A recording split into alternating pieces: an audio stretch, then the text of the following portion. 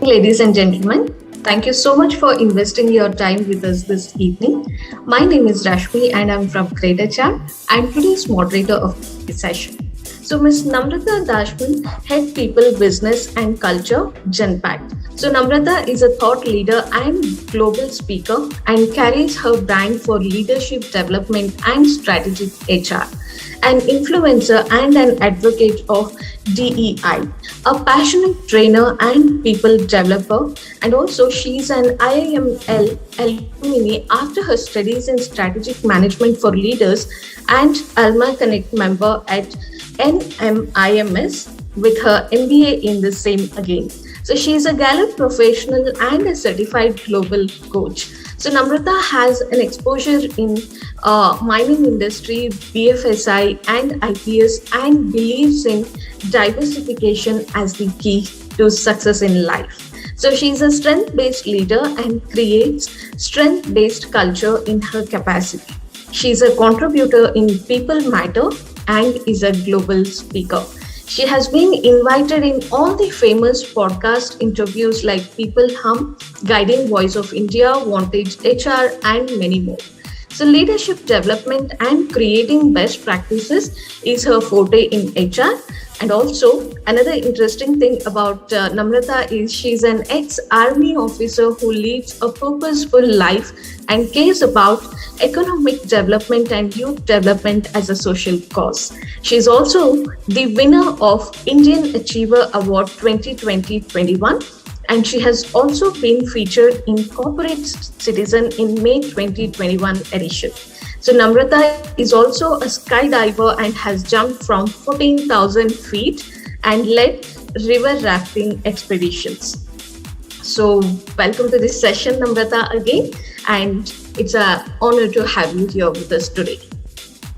Thank you so much, Rashmi. Thanks a lot for this wonderful introduction. Excitedly waiting for the discussion. So next question I would like to ask Ms. Namrata, we would like to hear it from you. So my question for you is how HR can evolve and create best practices in the organization with regards to various aspects like recruitment, hybrid work culture, coaching culture, etc. Thanks so much, Rashmi. This is something really very close to my heart, and this makes me to recall day before yesterday's news of Financial Times, which captioned 59% of employees in India reportedly feel stressed in everyday life, which is higher level than global average. And to add some more data to it, employees who had access to 10 or more well-being resources through their employer were 20 percentage points less likely to move to another employer and 18 percentage points more confident that they can get their healthcare benefits that they want. And 8 percentage points are they're more energized. Now, this is a data as per the survey results of Financial Times, which was there in the newspaper day before yesterday. This really calls for the change in the policies of HR to improve the employee engagement first, which will further improve the employee productivity. And of course, it further reduces the attrition. And to add on to it, being a strategist and business very close to my heart, I always keep it aligned to have it improve along with the brand equity of the organization, so that the people of operations who talks about revenue, who talks about कि धंधा कैसे चलाना है, that gives them a kind of thing that, okay, as a HR leader, I know how operations is led. I know what is the most important thing. I want to brand my organization as one of the best employer as an HR leader. So that's why flexible working, not only hybrid working, but also the remote working, which can be enabled. It can vary from different industries. Mining will have a different culture altogether, different verticals. Some of the people in HR or employee experience, or even in business also can be given a hybrid or a remote working kind of thing. So this is again a very diverse kind of portfolio, or a diverse working style can be adopted. Then emphasizing on the psychological wellness. We have heard a lot by previous two speakers where we have, where they have really hit the psychological wellness.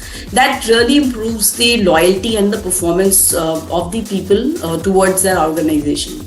Of course, reformation in the medical policies is something which we really need to look for. And then creating an empowering culture, which is strength-based culture. We all are very much keen and interested in knowing what are my weakness. We as HR in training and development, we keep fixing the weakness of the person. Okay, he or she is not good in all these kind of things. Let's call for a trainer, or let's get a coach and get these weakness fixed, so that the employee becomes an average employee. How might we invest on the strengths of those people, so that they become the best of our employees and become, our brand ambassador of an organization? I have been always doing that in my capacity, because the HR needs to evolve to invest on the talents of the employees to convert them in strengths. Because everyone is unique, as said by Miss Renu, that diverse opinion and diversity is the mindset, and everywhere we have to be very, very varied in our thoughts. Everyone is unique, and if that uniqueness of strengths is not fulfilled, then something is lost in people. This is very, very profound, and this is very, very important. Now, talking about recruitment, candidates are more than their resumes. We have to accept it. And diversity matters, and hiring bias is real. Organizations with diverse, equitable, and inclusive workplaces, they apply a very holistic strategy to integrate very fair practices at each stage of employee experience. And the organizations have started counting these employee experience, and the recruitment is the step one, where we are creating that kind of employee experience. Because the moment a recruiter approaches anyone, the candidates start, making that kind of impression about the organization. Then promoting diversity of talent within the candidate pool. Now, this talent is just not analytical or hardworking or just strategic. We can have executors, we can have ideators, we can have organization, strategic thinkers. So to have that kind of talent pool in our organization, vertical wise, that makes us to rethink the job in an unbiased way while the recruitment and selection process we are beginning with. To recruit top talent, we really have to rethink our job postings, which we all know sometimes we really falter in that. And as per this Gallup survey, it was found that only 5% of the recruiters and hiring managers, they are strongly agreed that the company's job postings were an accurate reflection of the roles that actually job demands. And then, and now we are in hybrid work culture. Even I was onboarded when we were in all that kind of, when we were in the pandemic way of living. The agility in video interviews, the hiring of potential are few of the common best practices which we can really look forward in days to come and in years to come. With these as requirements to derive that kind of business efficiently and to have that kind of sweet spot between people, technology and business, we as an HR leaders and we as an HR people who are there into making policies and then formulating and then having all these kind of dilemmas and questions with us, we really need to evolve with first the policies and within our own selves to emerge strongly and much strongly in this new normal. Creating the culture of purpose-driven work. Operating with purpose. Let the employees come with some kind of purpose and just not for a month-end pay check to the organization. This will improve this has improved the loyalty towards the people, towards their managers, and then further towards the organization. Creating coaching culture, often misunderstood and the most underrepresented thing which is very empowering and very insightful. And there are models like grow model which are widely used in industry. So people who know grow model, they understand that what are the realistic goals of the people who are in our organization. They have their personal goals, they have their professional goals, and once we have that kind of trust while having these kind of coaching conversations, the employees also come up with their personal goals when they are aligned with the organizational goals. Then encouraging the entrepreneur, or rather I should say intrapreneurship mindset. Now, an entrepreneurship mindset will take on the responsibility to innovate new ideas, products, and processes, or any new invention within the organization, which increases employee engagement, long-term sustainability, and further, as an HR person, it reduces my attrition rate, which is very, very important for me. Then adopting practices for minimal damage to the environment. Now, we had COP26. We are listening and we're talking about climate shift with the global causes and concern in the climatic changes. The HR practices should be encouraging to adopt some of these concerns as one of the best practices in the industry. This further elevates the organization's stand in the industry, and this creates them as a best employer. So the leader, the CEO, the other people also looks, okay, fine, the HR is thinking beyond than just the HR policing, and we are also talking about brand equity.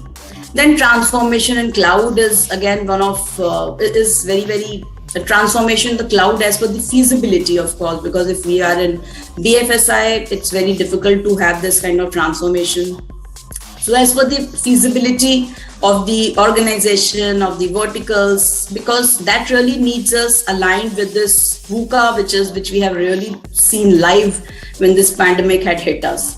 So then adopting a diversity, equity, and inclusion in real full spirit by extending inclusivity and giving them that kind of equality, because emphasizing on equality is very, very important. This again encourages them to give that kind of loyalty towards the organization, because everybody knows what kind of equality we talk about. Everybody, when they feel that they're not inclusive in the culture, they just get dragged, and then they look forward for all these kind of secondary sources of income and all other things which I've just heard from the speakers.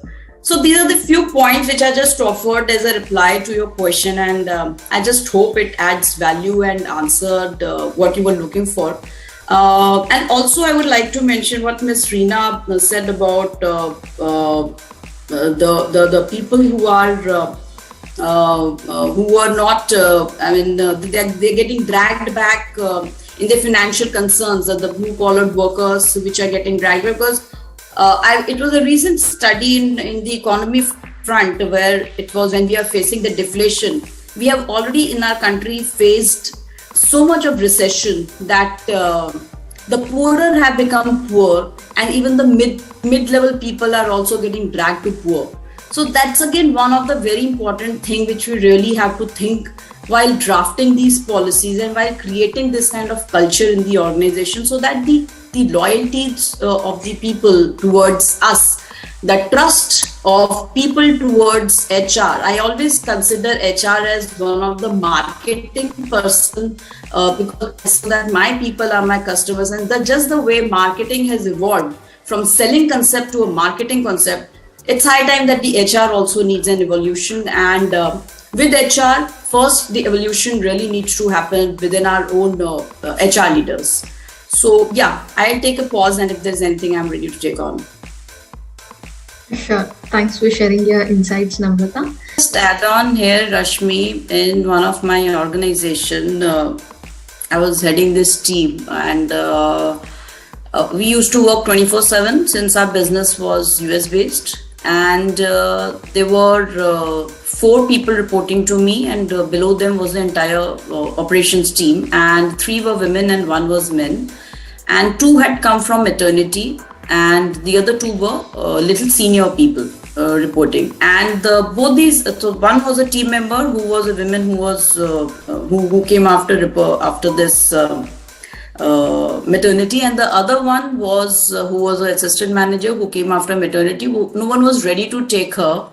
Again, based on the same things that she is coming from a break and she would not know how to work, and it really came as a surprise to me that how can 6, 7, 8, 9 months or a year can make the person outdated. We are still working on Excel in most of the organization, and I did made a mention about this, and I took her in my team, and my simple question to the lady was that what do you want? And she said, Namrata, I want flexibility. I said, okay. I definitely went into the details of getting her personal life, getting into the personal life, who all are there in the family and all. She was a married woman with of course a toddler, mother-in-law staying with her, husband in police, and of course posted somewhere else. So she was the only woman, only person with a small toddler, responsibility of the toddler, responsibility of work, responsibility of house, and of course mother-in-law reporting. Mother-in-law as a support.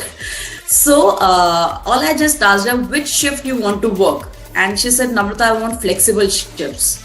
I said, okay, given whatever time you want to work, whatever things you want to do, you just stay in touch with me one-on-one, and let's see how we progress. And of course, I made the other team leads and the assistant managers who were reporting to me aligned with this situation, that for some little time we have one person who has this kind of situation. A similar situation can be there with some other person also, and that's how the team will work. And of course, that kind of communication was required from my end to the other team members to understand that this is the diversity we have in our team, which a very diverse requirement and a situation, and made the other people aligned that, look, we need to cooperate and we need to work as a team. Team is just not about 4 to 5 people reporting and then just moving along with the rate in the rat race. Of course, we were able to do. When she wanted night shifts, she was given night shift. When she wanted day shift, we gave her we gave her day shift. And I was happy she was in one of the she was in top 20s or top 25 in the number of like 150 people of the entire operations process. So that's how I created that kind of small little impact in my capacity. And the other girl was very junior, and she topped the chart of 2,000 people because she was a team member. And of course, the entire flexibility of working, we even gave her half day work. She was not, she wanted to do a half day work for 2-3 months. So we gave her, of course, the payment was also given according to that. But yes, that's a kind of flexibility which we extended as a leader, putting it across to further people, to further higher authorities, that this is the diversity we have right now in the situation, and we really need to help them out to drive the business successfully and to improve their performance. So yeah, I thought I'll just add on to it if this makes little sense to the person who asked the question. I'll take a pause. Thank you. Yeah, sure. Sure, Namrata. Thank you so much for sharing your valuable insights.